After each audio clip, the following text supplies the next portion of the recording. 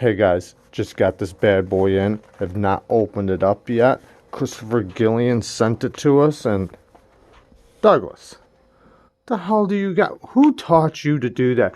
Baby, look at this. Baby. Baby.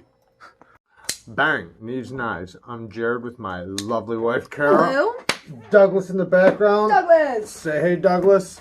Hey, give me my knife back. We are checking out a custom knife sent to us by Christopher Gillian. Gillian Knives. This is, we haven't opened it up, and he has a YouTube channel where he makes his knives and shows a lot of videos of him making his knives. And this one supposedly has one of his largest detents, and if you watch some of his videos, he shows that he has different size detents. And this one's supposed to have like a really strong one, like 5 point something pounds, like almost 6 pounds of pull. So I'm really excited about this. Does that literally mean it takes 6 pounds or whatever it is? Yeah, to pull pulling down? force. Yeah. Which I can't wait. I want to check it out. Let's just get into it. I'm scared. Also, the review is going to be back-to-back in the same video for you guys. It'll be the future for us, but we figured it'd be nice just to put them both in the same video. So you get the reaction and the review all in one. Mm-hmm. Yeah. Oh, yeah. Look at that. Holy cow. So beautiful. All right. His sticker going on the board. Hopefully that didn't mess up the camera. Probably. All right. The Fallen Star is the name of this one. Sorry, I was looking at the camera. Don't worry. All right, the Fallen Star CTS XHP Chad Nichols Mokatai. Let's move this over there. Mokatai? Mokatai. Oh yeah. More and like. you guys are gonna get a real. Sorry, I was about to make a stupid. I was about to go more like Mocha Mine. Anyways, what the hell was I gonna say now? Damn it! You were talking about I don't know. G-tents or something. Yeah, let's check this detent out. This thing's amazing. I love the orange swirls in it with the purple. The purple's brighter on one side. You guys are gonna see it real soon. Yeah, we'll get you some close-ups soon. All right, let's check this detent out. Bang! Ooh. That was a true bang. I gotta do that again. Oh my god, it's like a hammer. That's the type of knife that when someone opens it, everyone in the room goes, "What was that?" Yeah, for sure. Is that a knife? Like it just... Yeah. Or it feels, it's almost like recoil on a firearm or something. I mean, this thing's got some pop to it. Wow. And it's not like hard to do or nothing. So it's not hard at all. It's just, it's heavy. And it feels good. Not too hard for me? No. You got it. Ooh. That is like not... I saw this online in a not purple form, just a picture. The raw titanium? Yeah. Yes, thank you. Not purple. Right. You got me. And I did not think looking at it, one, that it was this big, and two, that it would feel the way it feels. Like, it feels classy. Does that make sense? It feels classy to you? Can something feel classy? I don't think that feels classy.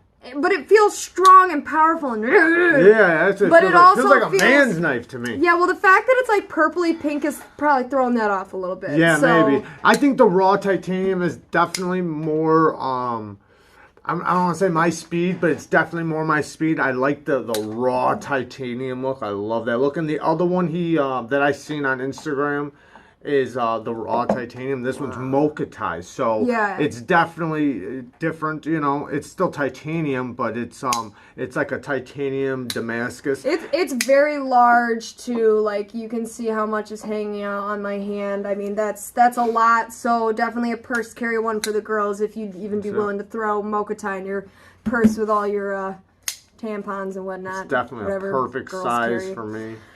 Yeah, whatever girls carry.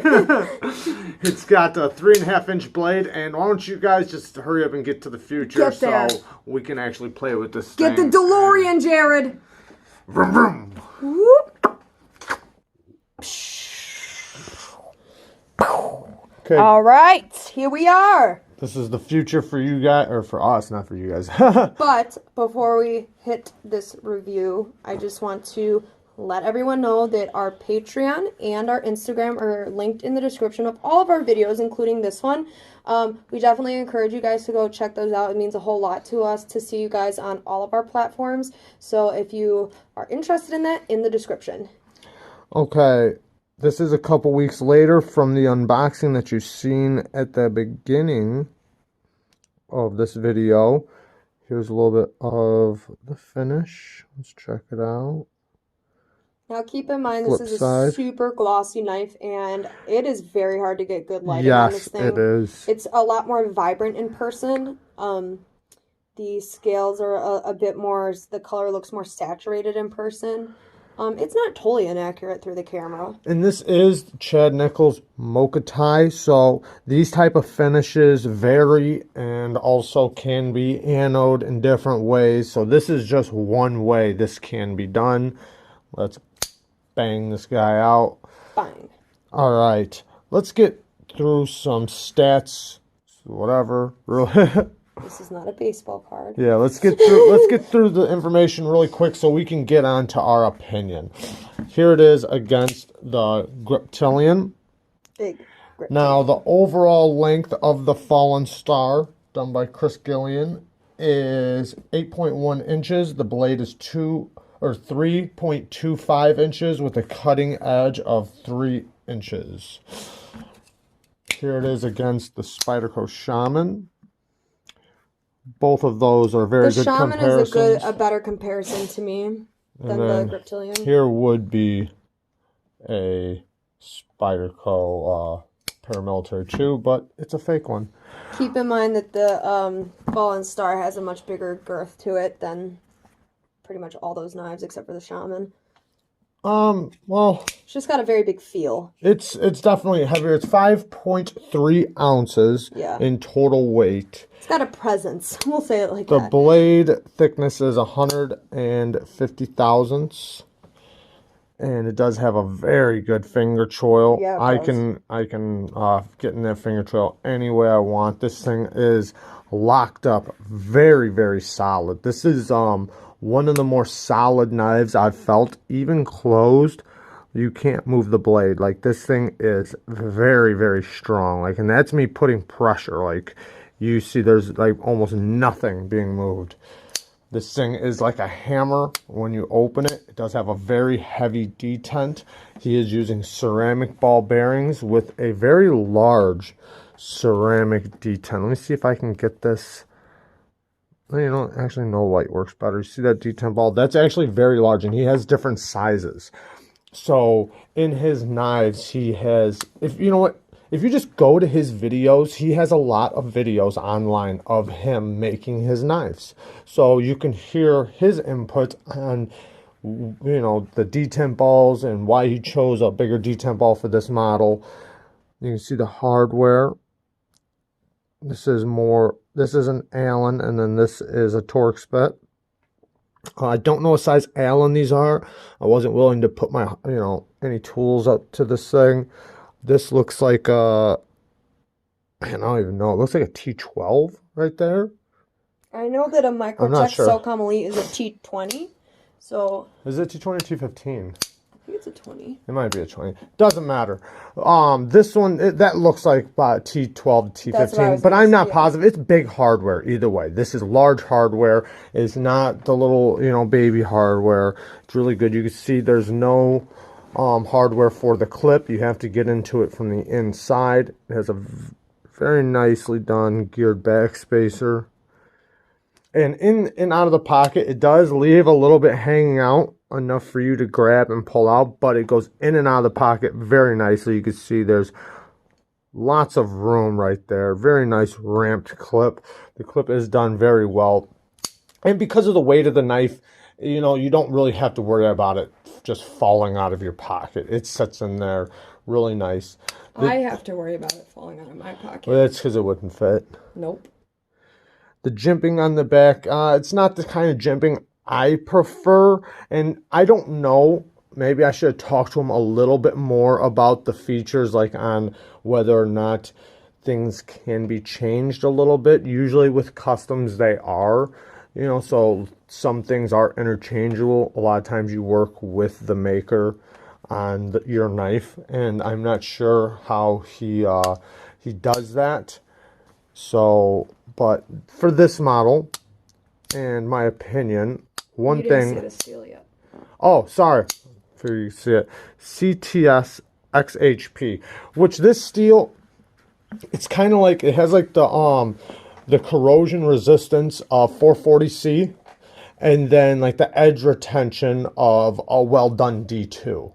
So that's actually a really good thing, because anytime you're getting higher edge retention, you're usually fighting for corrosion resistance. So it gives you a nice happy medium. It's actually a really good steel to get any type of finish you want on your blade, whether it's a polished or a nice satin. It's a good steel that I think a lot of makers or lots of custom makers like to work with. Okay, are we doing opinions now? Yes, we can start with opinions, but I do want to say one thing though, or a couple things really quick about him, the maker. He is one guy. He's one guy. This is all he does. He only makes knives, and he is the only person touching these knives. He does not have a crew. He does not have anybody else, and this is all he does for his income. So this is the kind of guy I feel like if you're wanting a custom knife and you live in the U.S., this is the type of custom maker I feel like people want working on their knives or wanting to go to, because it's a guy that that's also a fellow American. I know not all our viewers lives in the U.S. or anything like that, but you know, you got to take a little bit of pride in your work, and I think he does. And it's nice seeing a guy that I mean, I'm not gonna say that lives the same struggle as you, but lives in your country, is a hardworking guy, and this is what he does to feed his family. So just keep that in mind, you know, as you're looking at the knife.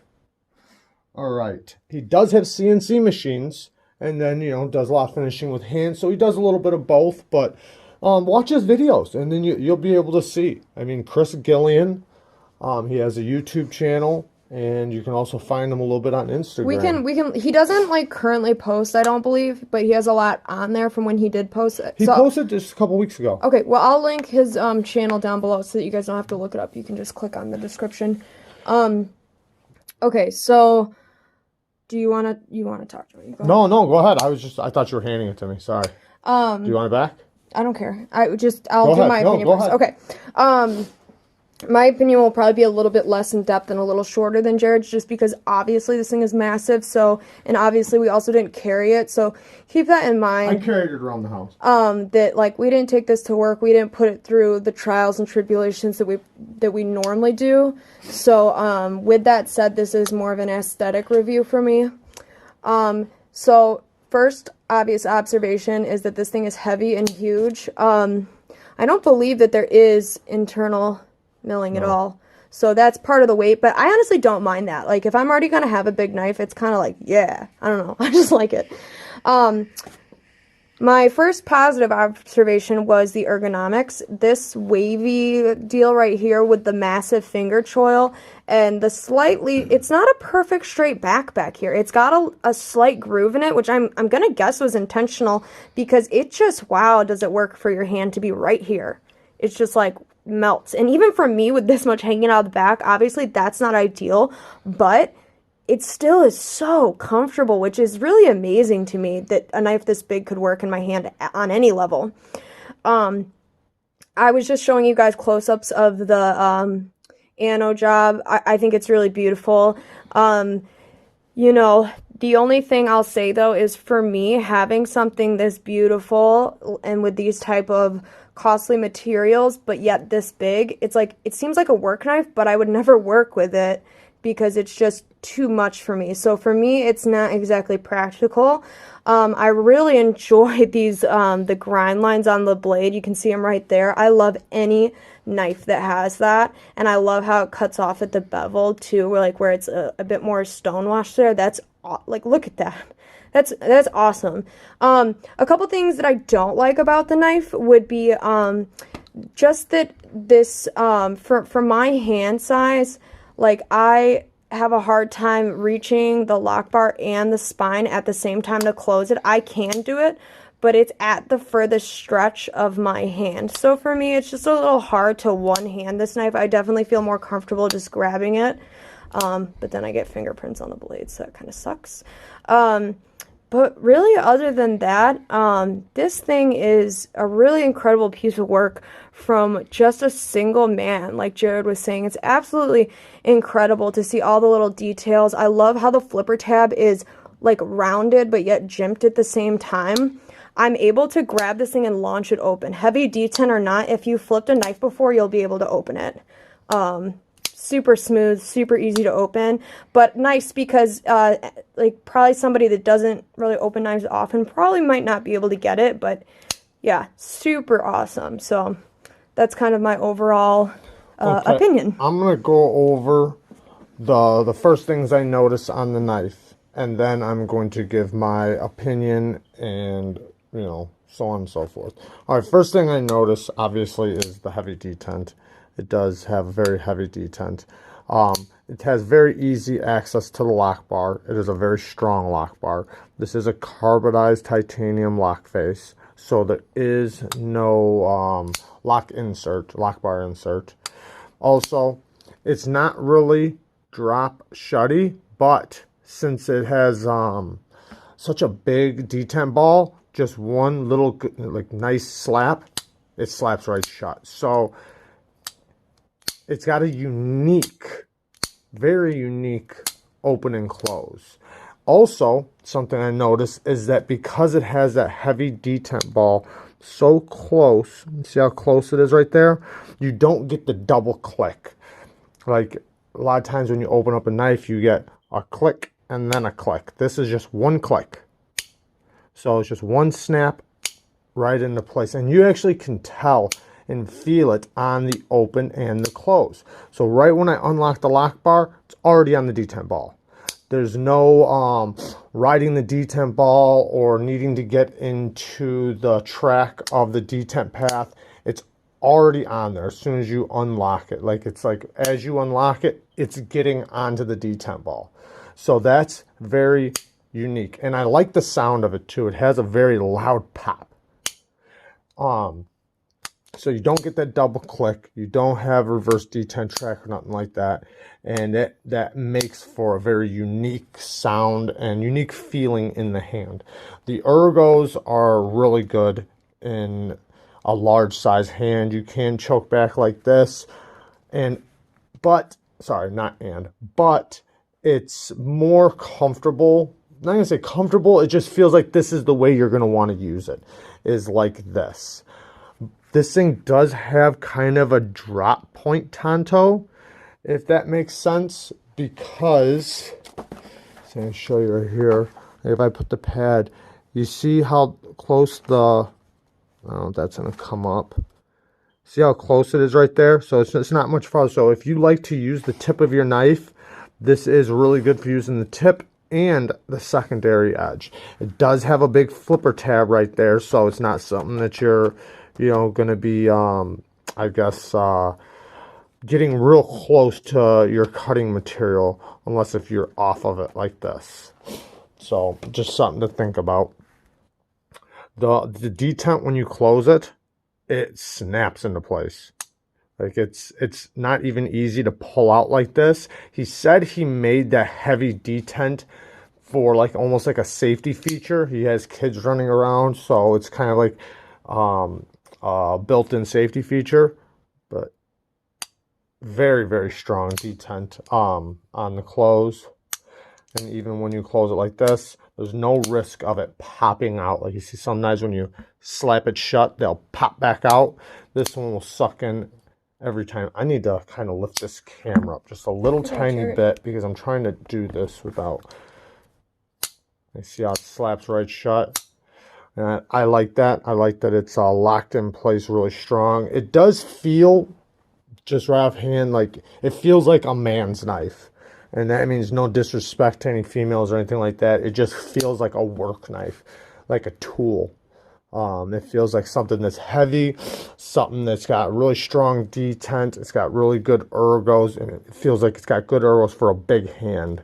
And that's the one thing that's a little confusing to me about the Mokutai is that, okay, so the thing about the Mokutai is that it's, to me, and this is just my opinion, and this also does come in just raw titanium. I would want a raw titanium version because this reminds me of a tool.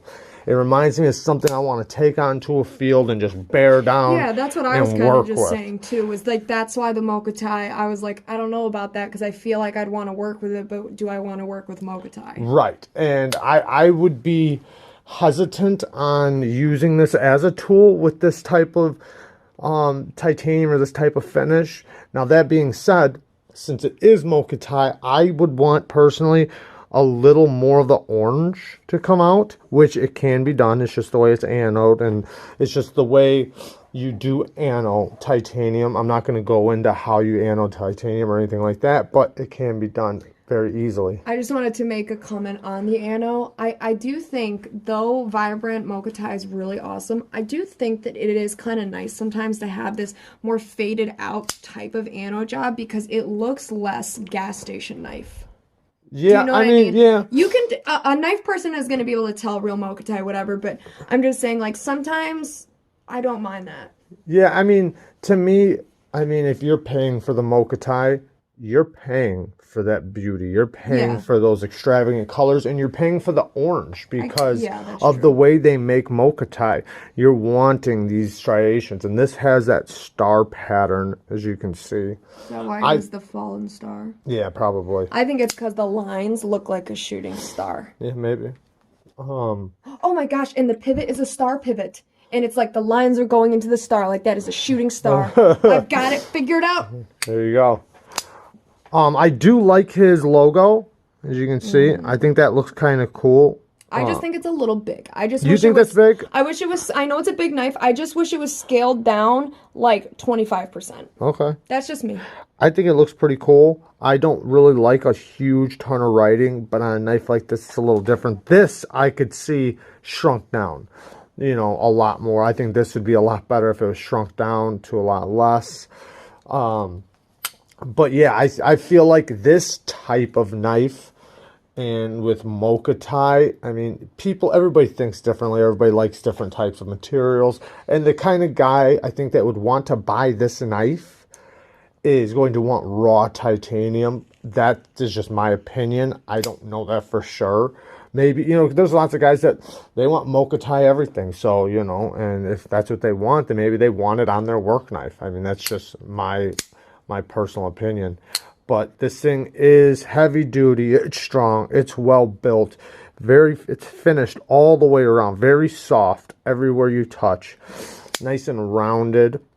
Like I said, the access to the lock bar is very easy to get to. I love that. It's so easy. Not only is the access easy, but it's easy to push. You would think with like a solid... It's got strong tension, but since there's such easy access, it makes it easy to push. And it doesn't feel like a finger saw. Like some of the knives have that aggressive jimping. It's just smooth with good access, which makes it feel like it just glides when you go to push it. It just glides. You can see his... Let me see if I can just get a little light on it. It might mess you guys up, but I'm still going to try it. You see his logo in there too. Really? Yep, and it's unnumbered. It's a numbered knife. But yeah, so it's rounded in all the nice places, or all the right places. The pocket clip you don't feel in the hand very much because it's so rounded. Yeah, it is. Everything is smooth and comfortable. But yeah, I do enjoy the ergos, because if you're going to go with a finger choil, at least make one that works, and this one definitely works. And I believe this one would work even with gloves on, because look at how much room I got. Oh, yeah. I mean, this thing... That's what's nice about It's very nice. Like, with just the tip of your finger, you see how much more room you got. This thing would probably do really good, even with gloves on. It does seem like a work knife to me, and I think it's done very well. The hardware, you can see, it looks like it was handmade hardware. And I'm not saying that in a bad way. If you look at it, it looks good. I actually like that because sometimes some of the knives that we get that are custom made, I'm not going to say they're so well done, but it looks like the screws are from the hardware store. And these look like they were actually custom made in a shop. And I'm not saying that like that they look bad. They look great. They look, you know, amazing, but it just is what it is. It's not really fat right here. It's let's see, it's a little less than a PM2 thickness, if that makes sense. Let's just do it with the bug out right here. This is the bug out. You see it's a little fatter than the bug out. So it does have a nice thin profile, but since it's beefy this way, it feels a lot more substantial or a lot more palm filling. It's very comfortable in the hand. I just noticed, because I'm kind of sitting at a low angle right now, how tall that flipper tab is, and I think that's part of the reason why, despite the heavy detent, it's actually still really easy to open. I could sit my whole finger on this thing sideways if I wanted to. Like, it's very easy to open, I think, because of that, which was smart if you're going to put that strong of a detent in, to give the flipper tab the amount of space to have leverage. I'm going to do some of the action right now. This is a push button, which isn't its primary way, but that is the push button. One more push button.